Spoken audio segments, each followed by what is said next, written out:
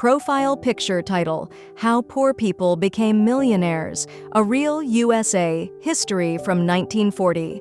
Hook picture this, it's 1942. A young man from rural Arkansas is standing in Chicago with a wild idea and just $500 to his name. And that money? He borrowed it by mortgaging his mother's furniture. That single, desperate bet on himself launched a media empire that would redefine American culture. Around the same time, a 27-year-old World War II vet, with his entire life savings of $5,000, took an even bigger loan from his father-in-law to buy a single, struggling variety store in a tiny Arkansas town. These weren't Wall Street speculators or heirs to a fortune. These were the forgotten real stories of how some of America's most overlooked people built million-dollar fortunes from basically nothing. They did it during one of the most chaotic decades in our nation's history. And it all begs the question, why have their incredible journeys been lost to time? Intro. When we think of the 1940s in America, our minds usually jump to World War II and the quiet suburban life that followed. But that's just the highlight reel. Beneath that story, the 40s were a decade of immense change and hidden opportunity. The entire economic engine of the country was being rewired, first for war and then for a new kind of peace. Millions of people were on the move, old industries were dying, and new ones were being born. For most, this was a time of deep uncertainty, but for a select few, it was the perfect storm, a once-in-a-lifetime chance to completely rewrite their destinies. Now, when we hear rags to riches, we often think of tech billionaires or modern-day influencers. But tracking down the stories of people who started with nothing in the 1940s and became genuine millionaires is harder than you'd think. A lot of the famous entrepreneurs we associate with this spirit, like the founders of Home Depot or Starbucks, actually got their start much later. However, the 1940s produced its own unique class of millionaires, forged in grit and resilience. Their paths to wealth weren't paved with venture capital, but with relentless work, groundbreaking ideas, and the courage to serve communities nobody else was paying attention to. Today, we're uncovering two of those phenomenal, real-life stories. We'll start with the man who risked his mother's furniture for a dream. Section 1. The Visionary. John H. Johnson's publishing empire.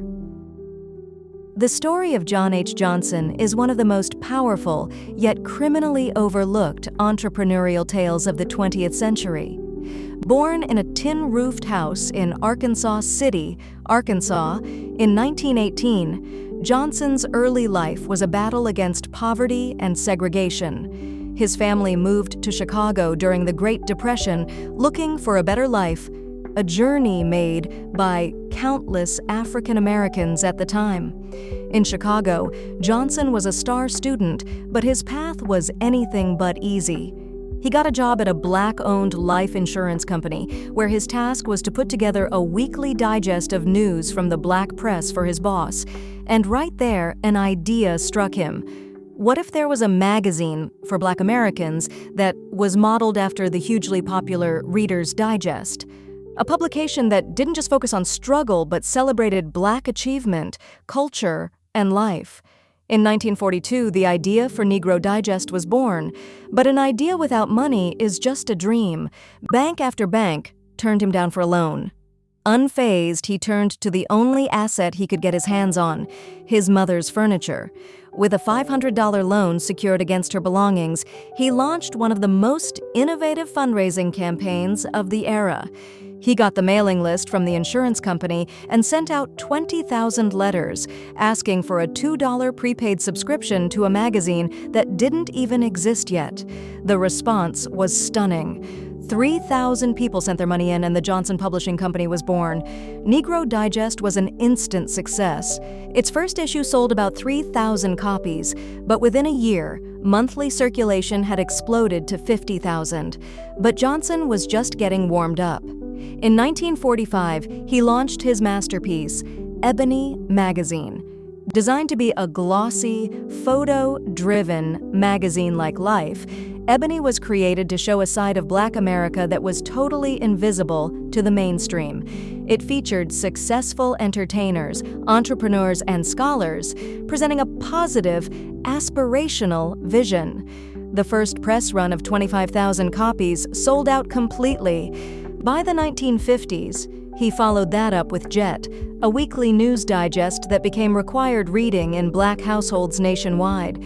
John H. Johnson didn't just build a company, he built a platform for a voice that had been silenced for centuries. In 1982, he became the first African American to appear on the Forbes 400 list of wealthiest Americans, having built a multi-million-dollar empire from a $500 loan and a vision nobody else saw. Section 2. The Discounter, Sam Walton's Retail Revolution. While John H. Johnson was remaking media in Chicago, a different kind of revolution was quietly starting in the small towns of the American South.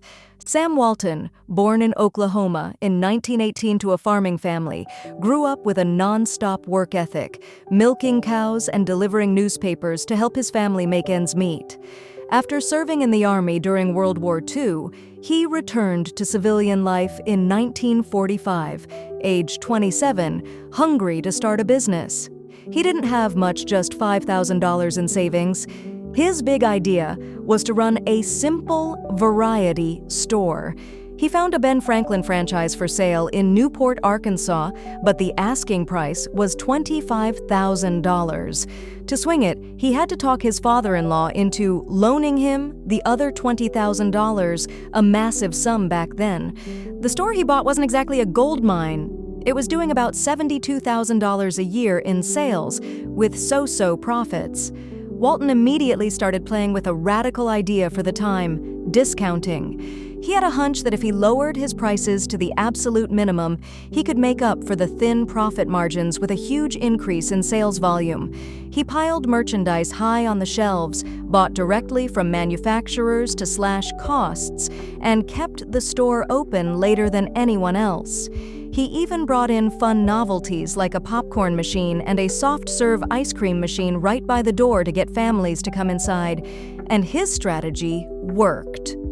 By 1950, just 5 years after he took over, the store's yearly sales had shot up from $72,000 to $250,000. It was making profits of $30,000 to $40,000 a year, a small fortune for the late 1940s. But just as he was hitting his peak, disaster struck. Walton, in his youthful rush to get started, had forgotten one tiny detail in his lease: a renewal clause. The landlord, seeing the store's incredible success, refused to renew the lease and bought the business out from under him to give to his own son. In an instant, Walton lost his store. For a lot of people, that would have been the end. But for Sam Walton, it was just the beginning. CTA.